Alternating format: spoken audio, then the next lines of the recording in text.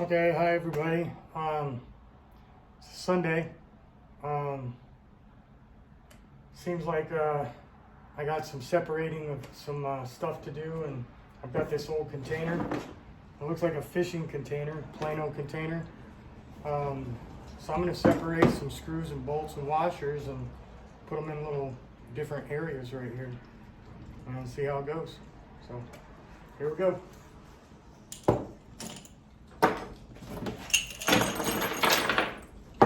Like we got some washers here first.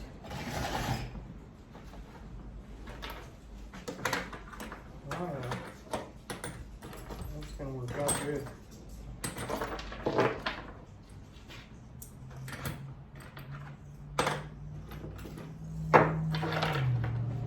Pretty good. Some medium sized ones.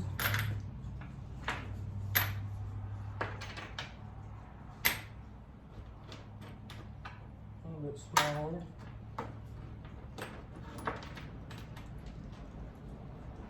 Alright, two of those. A few lock washers, but I'll just throw those in with regular washers. And these real tiny washers, we're gonna have to find somewhere else for them to go.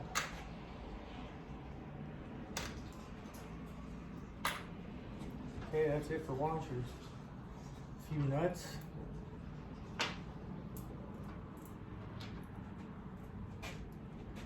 There's the nuts right there. All those small nuts probably gonna have to go somewhere else. Square nuts. Okay, there's that. Now what? Kind of nut.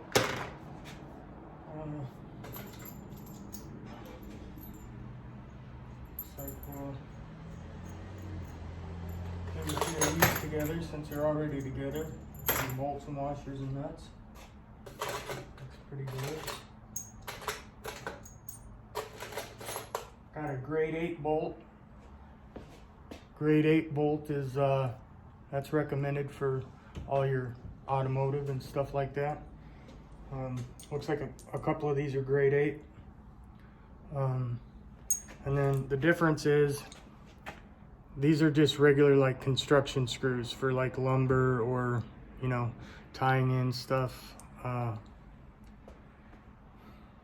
putting a nut in a washer and stuff like that, and then really wrenching it down.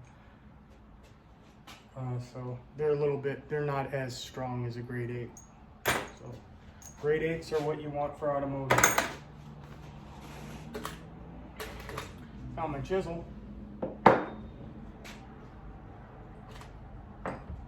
Apologize if some of this isn't in your view. My chisel, I took an old jack tire iron bar and I cut it down into a couple different pieces and made a punch and then a chisel. This is the chisel. The punch is somewhere else right now. I'm not exactly sure where, but it works pretty good.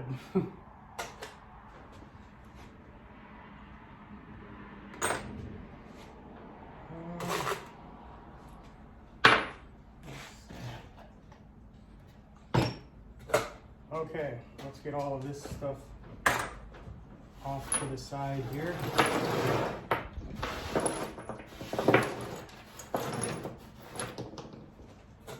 Let's go through this.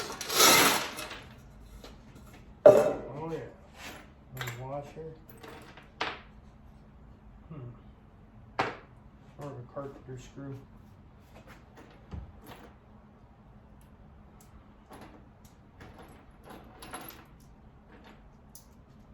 Some of these look like body bolts or for like the sheet metal or for like doing anything like for like this clip, and some of these go together. That would be for quarter panels and stuff on a truck or for automotive like cars and stuff. So I'm not sure if I should put these in here or not. I'm gonna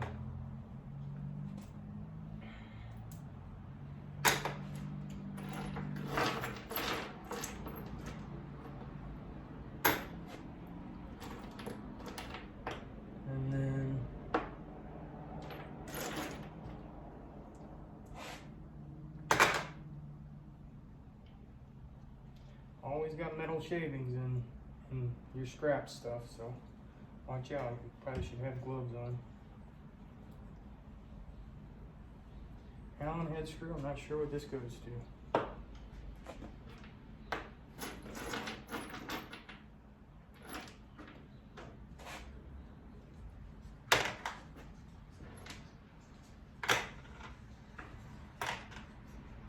I can see some of these are like old alternator screws and stuff like that.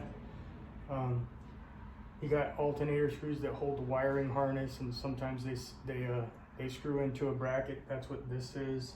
I just had a car that I just got a loan from the bank, $4,000 loan to go get a Honda Civic, a 2007. I got it, had a busted windshield. The guy said he was gonna go ahead and replace the windshield for me because he knew a guy. And I was like, okay. So he followed me in my truck back to here because I live about a half an hour out of town, and I was gonna drive him back home after I gave it a test drive. So we come out here because I think the car looks good enough. I like the interior, everything looks good. It sounds okay. I get it here and I notice, well, the catalytic converter's missing, so that should have thrown a red flag. The windshield was busted, but he said he was going to replace it, so that's why I stayed in with it. And then everything else seemed to work okay. I could tell that somebody had fixed it up, but I was like, $4,000, Honda Civic, VTEC, or I think it's a 1.8 non-VTEC. Either way, they're good cars, and those motors, they go well over 300,000. So I was like, deal, let's do it. So I gave him the check from the bank that I got the loan for. Since it was already in his name, and I didn't really feel like backing out. I wasn't really feeling like I should do it, but long story short, I did it, and 3 days later, the alternator went out. So I got an alternator sitting in the house because the first one they sent me that I installed, it was crap, it was dead. So I had to contact the person that sold me the alternator.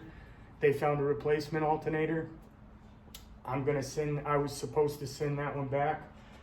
I haven't taken it out yet, and well, I decided to, since I was close to the bank in town, I was just gonna run and go pay my rent real quick. So I hooked up the battery charger the night before and charged up the battery, and then I went to the bank.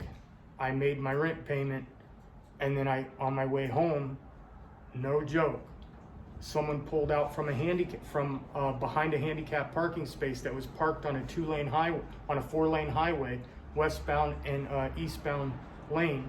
They were in the eastbound, I was in the westbound, getting ready to turn into the alley from the thrift store, the alley, and the grocery store, and they were parked.